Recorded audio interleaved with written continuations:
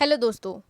एक ओर जहां पूरी दुनिया की नज़र भारत चीन बॉर्डर विवाद पर टिकी हुई है, तो वहीं दूसरी ओर चीन ने अपने पूर्वी बॉर्डर पर जापान के साथ भी विवाद खड़ा कर दिया है।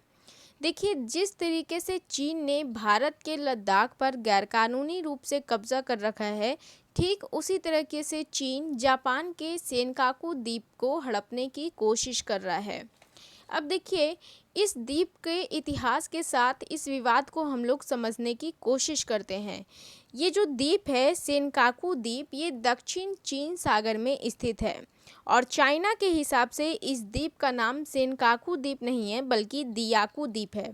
देखिए, यहाँ पे दोनों नाम लिखा हुआ है, सेनकाकू आइलैंड और दियाकू आइलैंड। तो हम लोग समझने की कोशिश करते हैं इस द्वीप के इतिहास के साथ कि आखिर क्यों नेपाल और जापान और चीन में इस आइलैंड को लेकर विवाद छिड़ा हुआ है। अब देखिए, हाल ही में जापान के जो प्रेसिडेंट हैं, उन्होंने इस द्वीप पर, इस आइलैंड पर अपना दावा और मजबूत करने के लिए इस द्वीप के स्थानीय प्रशासनिक नाम को बदलने का फैसला लिया है और तब से ही चीन को इस बात पे काफ़ी चिढ़ है। अब चीन का कहना है कि 15वीं शताब्दी में चीन के मछुआरे इस आइलैंड पे रहा करते थे और इसीलिए ये द्वीप चीन का है और चीन इस पे अपना हक समझता है। ये तो है 15वीं शताब्दी की बात। अब हम लोग चलते हैं मॉडर्न हिस्ट्री में। तो देखिए, मॉडर्न हिस्ट्री में जब हम लोग देखते हैं तो एक वॉर हुआ था। इस वॉर को कहा जाता है सीनो जापान वॉर। ये जापान और चाइना के बीच हुआ था। आप इसे जब गूगल पे सर्च करेंगे सीनो जापान वॉर, तो आपको इसके बारे में सारे डिटेल्स मिल जाएंगे। आप चीनो जापान वॉर भी सर्च कर सकते हैं। तो ये जो वॉर हुआ था, ये हुआ था 1894 से 1895 के बीच। क्यों हुआ था? तो जापान और चीन में ये वॉर हुआ था मध्य कोरिया पर अपना नियंत्रण करने के लिए, प्रशासनिक तरीके से और सैन्य तरीके से। अब इस वॉर में, इस युद्ध में जापान की जीत हुई थी। उस समय जापान की मेइजी सेना इस वॉर में लड़ रही थी और चीन इस युद्ध में बहुत ही बुरी तरीके से हारा था। और वही समय था जब चीन को ये बात समझ में आई थी कि किसी भी देश का आधुनिक होना, आधुनिकरण रहना उस देश में कितना इम्पोर्टेंट है। तो खैर, ये अलग बात है। तो ये जो वॉर हुआ था, इसमें जापान की जीत हुई थी और चीन इसमें बुरी तरीके से हार गया था। अब इस वॉर के बाद जापान ने इस आइलैंड को अपने कब्जे में ले लिया था। तो यहाँ पे जब देखा जाए कि ये आइलैंड पे किसका ज़्यादा अधिकार है, तो यहाँ पे जापान मजबूत लगता है, क्योंकि इसने बाकायदा वॉर में चीन को हरा के इस आइलैंड को अपने कब्जे में लिया था। अब देखिए, दूसरा वॉर है वर्ल्ड वॉर टू का। ये हुआ था 1945 में, ठीक है। तो वर्ल्ड वॉर टू में अमेरिका ने जापान के दो शहर हिरोशिमा और नागासाकी पर परमाणु बम गिराया था, ये हम सभी को पता है। इसके साथ ही अमेरिका ने जापान के इस सेनकाकू द्वीप को भी अपने कब्जे में ले लिया था और 15 मई 1972 तक इस आइलैंड को अमेरिका ने अपने कब्जे में रखा था। उसके बाद अमेरिका ने इस आइलैंड पे से अपना दावा छोड़ दिया और 20 मई 1972 को जापान और चीन ने भी, ये दोनों ही देश इस द्वीप पर अपना दावा लेने के लिए संयुक्त राष्ट्र सुरक्षा परिषद में अपना इन्होंने दावा छोड़ दिया कि ये द्वीप हमें मिल जाए।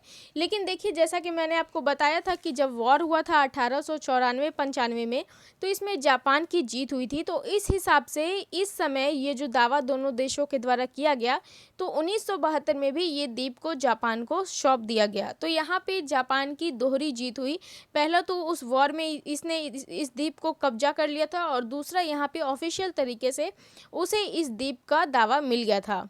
अब देखिए, सवाल ये है कि चीन क्यों इस द्वीप पर अपना दावा करना चाहता है। दरअसल ये जो द्वीप समूह है, ये जो आइलैंड है, इसमें 5 द्वीप हैं और 3 बंजर पठारे हैं, जिसका क्षेत्रफल देखा जाए तो 800 वर्ग मीटर से लेकर 4.32 वर्ग किलोमीटर तक फैला हुआ है। मुख्य कारण क्या है? तो इस क्षेत्र के आसपास जो समुद्र है, उस समुद्र में प्राकृतिक गैस का विशाल भंडार है, जिस पे चीन की नज़र है। देखिए आप यहाँ पे देख पाएंगे ये है सेनकाकू आइलैंड और चीन के हिसाब से इसे दियाकू आइलैंड कहा जाता है। और यहाँ देखिए इसके आसपास यहाँ जो राउंड सर्कल है यहाँ पे देखिए disputed oil and gas fields, तो इसके लिए ही चीन इस पर नज़र गड़ाए हुए है।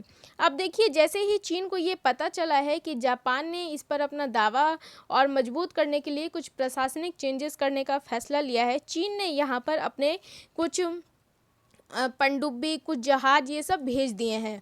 अब जापान तो चूंकि चुप बैठेगा नहीं, तो उसने भी वापस में अपने पनडुब्बी, अपने कुछ जहाज़ों को भेज दिया है। अब देखिए अगर यहाँ पे इस द्वीप समूह में कुछ युद्ध का माहौल बनता है तो अमेरिका को इस युद्ध में या फिर जापान के तरफ से शामिल होना पड़ेगा। क्यों? इसके दो कारण हैं। पहला तो ये कारण है कि 1945 का समझौता वर्ल्ड वॉर टू के समय अमेरिका ने जापान को ये प्रॉमिस किया था कि यदि जापान पे किसी भी तरह का कोई हमला होता है या जापान को किसी भी देश के साथ किसी तरह का युद्ध करना पड़ता है तो अमेरिका उसके सपोर्ट में रहेगा। और दूसरा इम्पॉर्टेंट प्रॉमिस है, दूसरा इम्पॉर्टेंट संधि है जापान और अमेरिका के बीच 2017 में। तो देखिए 2017 में जापान और अमेरिका के बीच एक संधि हुई थी और उसके अनुसार यदि चीन सेनकाकू द्वीप पर हमला करता है तो अमेरिका जापान के साइड में रहेगा। तो देखिए दो यहाँ पे प्रॉमिस है अमेरिका के द्वारा जापान को। पहला तो है 1945 का और दूसरा है 2017 को, जो कि बिल्कुल इस सेनकाकू द्वीप को लेके है। तो अमेरिका तो कहीं से पीछे नहीं हटेगा और इसीलिए अमेरिका ने भी यहाँ पे अपने 3 एयरक्राफ्ट कैरियर्स को यहाँ पे तैनात कर दिया है इस द्वीप के आसपास। अब देखिए अमेरिका के हस्तक्षेप करने के बाद ये जो विवाद चल रहा है ये एक युद्ध का भी रूप ले सकता है।